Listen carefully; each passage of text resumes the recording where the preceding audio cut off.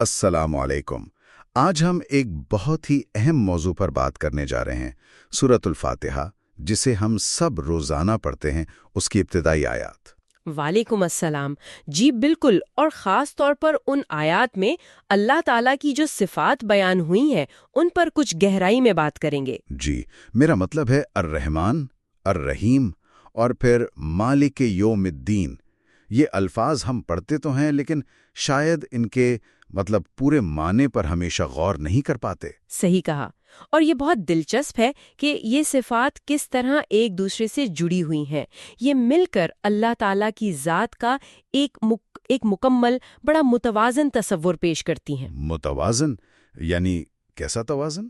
یعنی ایک طرف تو آپ دیکھیں بے پناہ محبت، شفقت، رحمت، وہ جو الرحمن اور الرحیم میں نظر آتی ہے۔ جی ہاں۔ اور دوسری طرف کامل اختیار، انصاف اور احتساب کا دن، یعنی مالک یوم الدین۔ تو محبت بھی ہے اور انصاف بھی۔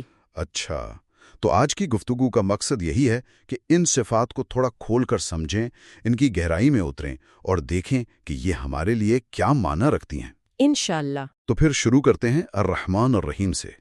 عام طور پر ترجمہ ہوتا ہے مہربان، رحم کرنے والا، لیکن یہ اس سے کچھ زیادہ ہے نا؟ جی بالکل، یہ صرف ایک رسمی قسم کی مہربانی نہیں ہے۔ الرحمن کو اگر دیکھیں تو یہ ایک ایسی رحمت ہے جو ہر چیز پر چھائی ہوئی ہے۔ ہر چیز پر؟ مومن، کافر، سب پر؟ بالکل، یہ اللہ کی ایک ذاتی صفت کی طرح ہے، جوش مارتی ہوئی رحمت۔ سورج سب کے لیے نکلتا ہے، بارش سب پر برستی ہے، ہوا سب کے لیے ہے، یہ رحمانیت ہے۔ اچھا، اور الرحیم؟ اس میں کیا فرق ہے؟ الرحیم میں تسلسل کا، بار بار ہونے کا مفہوم ہے۔ یہ خاص طور پر اہل ایمان کے لیے اللہ کی مسلسل رحمت ہے، یعنی دنیا میں بھی اور آخرت میں بھی جو خاص عنایات ہیں۔ تو یہ ایک شدید ایک والہانہ محبت اور خیال رکھنے کا تصور ہے۔ بالکل، اور اس محبت کی شدت کا اندازہ اس بات سے لگائیں کہ انسان کتنی ہی نافرمانیاں کرے، جی، لیکن اللہ کی طرف سے رزق، زندگی، دوسری نعمتیں وہ تو ملتی رہتی ہیں نا۔ ہاں، یہ تو ہے۔ قرآن کریم کا نزول خود، یہ رہنمائی، یہ بھی تو اسی رحمت کا ایک بہت بڑا مظہر ہے۔ جی ہاں، لیکن آپ نے پہلے اشارہ کیا تھا کہ اس مسلسل نرمی سے کبھی کبھی کوئی غلط فہمی بھی پیدا ہو سکتی ہے۔ وہ کیا بات تھی؟ جی، یہ ایک اہم نکتہ ہے۔ دیکھیں، انسانی نفسیات ہے کہ اگر کسی کی طرف سے مسلسل رعایت ہی ملتی رہے، نرمی ہی نظر آئے، تو وہ سمجھتا ہے کہ شاید دوسری طرف کوئی پوچھ گچھ ہے ہی نہیں۔ بالکل، شاید کوئی پکڑ نہیں ہوگی، کوئی احتساب نہیں ہوگا۔ یوں سمجھیں جیسے کوئی مالک اپنے ملازم کو بہت ڈھیل دے دے تو وہ شاید لاپرواہ ہو جائے۔ اسی لیے قرآن میں اللہ تعالیٰ خود یہ سوال پوچھتا ہے، بڑا خوبصورت سوال ہے۔ اے انسان، تجھے کس چیز نے اپنے رب کریم کے بارے میں دھوکے میں ڈال دیا؟ جی، کہیں ایسا تو نہیں کہ خود اللہ کی اپنی کریمی، اس کا مسلسل کرم، اس کی مہربانی، اسی نے تمہیں غافل کر دیا کہ بھئی کوئی حساب کتاب تو ہونا ہی نہیں؟ یہ تو واقعی بہت گہری بات ہے کہ رحمت کی زیادتی ہی کہیں غفلت نہ پیدا کر دے۔ جی، تو کیا اسی لیے فوراً بعد مالک یوم الدین کا ذکر آتا ہے؟ پہلے اتنی شدید رحمت کا بیان اور پھر ایک دم سے جزا کے دن کا مالک، یہ تو بڑا کنٹراسٹ لگتا ہے۔ بالکل، اور یہ کنٹراسٹ ہی اس کی خوبصورتی ہے۔ یہ ترتیب بہت معنی خیز ہے۔ یہ ہمیں بتا رہی ہے کہ دیکھو، وہ رحمان و رحیم ضرور ہے، لیکن اس کی رحمت کو اس کی کمزوری نہ سمجھ لینا۔ اچھا، وہ صاحب اقتدار بھی ہے، اور وہ اقتدار کب سب سے زیادہ ظاہر ہوگا؟ یوم الدین کو۔ تو یہ مالک یوم الدین، اس میں بھی کئی پہلو ہیں۔ جی، مثلاً ایک تو یہ لفظ مالک، عربی میں ملک یعنی بادشاہ اور مالک یعنی مالک، ان میں تھوڑا فرق ہے۔ اچھا، کیا فرق ہے؟ دیکھیں، ملک یعنی بادشاہ، اس کی سلطنت تو بہت بڑی ہو سکتی ہے، لیکن ضروری نہیں کہ سلطنت کی ہر ایک چیز براہ راست اس کی اپنی ملکیت ہو۔ وہ نظام چلاتا ہے۔ ٹھیک۔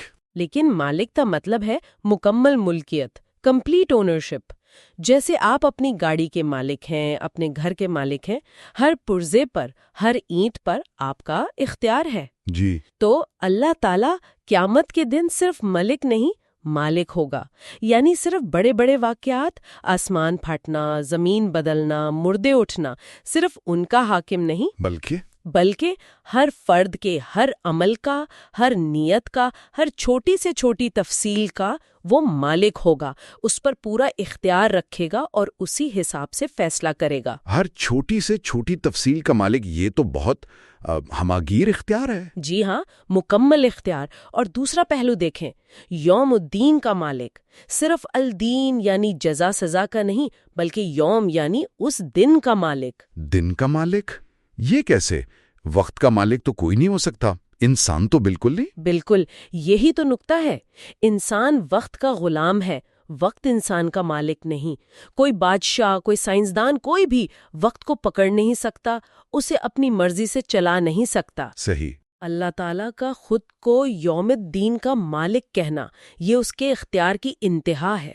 وہ نہ صرف اس دن ہونے والے فیصلوں کا مالک ہے، بلکہ وہ اس پورے وقت کا، اس پورے دن کا مالک ہے. یعنی وہ وقت کی قید سے بھی بالاتر ہے. یقیناً وہ خالق ہے، وقت مخلوق ہے، وہ وقت کا بھی مالک ہے. یہ تصور اللہ کی عظمت اور انسان کی محدودیت کو بہت واضح کرتا ہے. سبحان اللہ. تو اگر ہم ان سب کو جوڑیں، پہلے الحمدللہ رب العالمین، تعریف اس اللہ کے لیے جو تمام جہانوں کا رب ہے، پالنے والا ہے. جی. پھر اس کی رحمت کا بیان الرحمن الرحیم، یہاں اور پھر اس کے اختیار اور انصاف کا بیان مالک یوم الدین میں. تو یہ مل کر یہ کیا تصویر بنتی ہے اللہ تعالیٰ کی؟ یہ ایک بالکل کامل متوازن تصویر بنتی ہے. دیکھیں، رب العالمین یعنی وہ پالنے والا، پرورش کرنے والا ہے. اب پالنے والے کے تعلق میں دو چیزیں بہت اہم ہوتی ہیں، ایک محبت اور شفقت، دوسری کچھ نہ کچھ اتھارٹی، اختیار. جی ٹھیک ہے. تو ربوبیت کے اندر یہ دونوں پہلو موجود ہیں. رحمت والا پہلو کھل کر بیان ہوا الرحمن الرحیم میں. جی. اور اختیار، انصاف، احتساب والا پہلو واضح ہوا مالک یوم الدین میں. اچھا، تو گویا ربوبیت کے ہی دو پہلوؤں کو کھول کر بیان کیا گیا ہے. بالکل. یہ الگ الگ صفات نہیں ہیں جو آپس میں ٹکرا رہی ہوں، بلکہ یہ ایک ہی ربوبیت کے دو لازمی جز ہیں. تو اس سے ہمیں کیا سبق ملتا ہے، یا ہمارے تعلق پر کیا اثر پڑتا ہے؟ اثر یہ پڑتا ہے کہ اللہ کے ساتھ ہمارا تعلق نہ تو صرف خوف پر مبنی ہونا چاہیے کہ بس ڈرتے رہو ہر وقت. ہاں، کیونکہ وہ رحمان رحیم ہے. بالکل.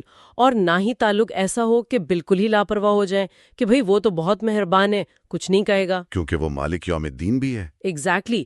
تو نہ مایوسی والا خوف، نہ غفلت والی بے فکری، بلکہ ایک متوازن کیفیت، امید بھی ہو، محبت بھی ہو، ذمہ داری کا احساس بھی ہو، اور ایک صحت مند ڈر، ایک خشیت بھی ہو کہ جواب دینا ہے. جی ہاں، یہ واقعی ایک بہت مکمل نفسیاتی اور روحانی بنیاد فراہم کرتا ہے تعلق کی.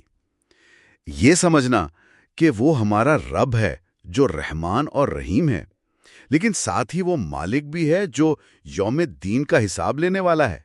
جی ہاں. اور جب یہ سمجھ، یہ معرفت پیدا ہوتی ہے نا، جب انسان اللہ کو اس طرح پہچانتا ہے، اس کی بے پناہ رحمت بھی دیکھتا ہے، اس کی کامل ربوبیت بھی سمجھتا ہے، اور اس کا حتمی اختیار اور انصاف بھی جان لیتا ہے، تو پھر اس کا ایک بالکل فطری، ایک منطقی نتیجہ نکلتا ہے. آپ خود سوچیں، ایسی ہستی کے بارے میں جان کر آپ کیا کریں گے؟ شکر گزاری، اس کی بڑائی کا اعتراف، اس کی طرف جھکنا. بالکل. یہی نتیجہ اگلی آیت میں بیان ہوا ہے، ایاک نعبد و ایاک نستعین.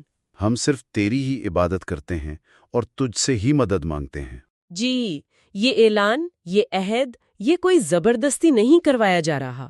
یہ تو پچھلی 3 آیات میں اللہ کی جو معرفت حاصل ہوئی، اس کا قدرتی نتیجہ ہے.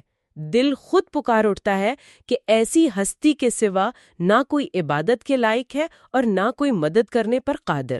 یعنی ایاک نعبد کا فیصلہ ان صفات کو سمجھنے کے بعد خود بخود آتا ہے. بالکل. یہ ایک شعوری فیصلہ ہے جو معرفت پر مبنی ہے. آپ جانتے ہیں کہ آپ کس کی عبادت کر رہے ہیں. آپ ایک ایسی ہستی کی عبادت کر رہے ہیں جو رحمان بھی ہے، رحیم بھی ہے، رب بھی ہے اور مالک بھی ہے. تو آج کی گفتگو کا اگر خلاصہ کریں تو ہم نے یہ سمجھا کہ اللہ کی رحمت اور اس کا اختیار، اس کی محبت اور اس کا انصاف، یہ الگ الگ چیزیں نہیں ہیں، بلکہ ایک ہی حقیقت کے 2 پہلو ہیں. جی، جو مل کر ایک کامل اور متوازن تصویر بناتے ہیں۔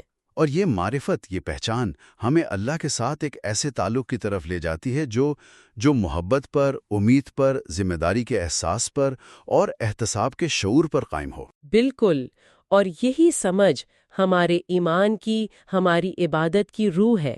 یہ جاننا کہ ہم جس کی بندگی کر رہے ہیں وہ صرف غصے والا حاکم نہیں، یا صرف بے انتہا نرم دل ہستی نہیں، بلکہ وہ بے وقت رحمان و رحیم بھی ہے، اور مالک یوم الدین بھی۔ اور یہاں ایک سوال ذہن میں آتا ہے جس پر شاید ہم سب کو سوچنا چاہیے جی؟ کہ اگر اللہ کی ان صفات کا صحیح ادراک، صحیح سمجھ ہمیں فطری طور پر ایاک نعبد یعنی صرف اسی کی عبادت کی طرف لے جاتی ہے، جی ہاں، تو پھر یہ عبادت صرف نماز، روزے تک محدود کیسے رہ سکتی ہے؟ اس کا ہماری روزمرہ کی زندگی پر، ہمارے فیصلوں پر، ہمارے اخلاق پر، لوگوں کے ساتھ ہمارے معاملات پر، ان سب پر کیا عملی اثر نظر آنا چاہیے؟ یہ واقعی ایک بہت اہم سوال ہے، غور کرنے کے لیے اور اپنی زندگیوں میں اس کا جواب تلاش کرنے کے لیے۔ بالکل، شاید اسی غور و فکر سے ہماری عبادت میں وہ گہرائی پیدا ہو جو ہونی چاہیے۔ انشاءاللہ۔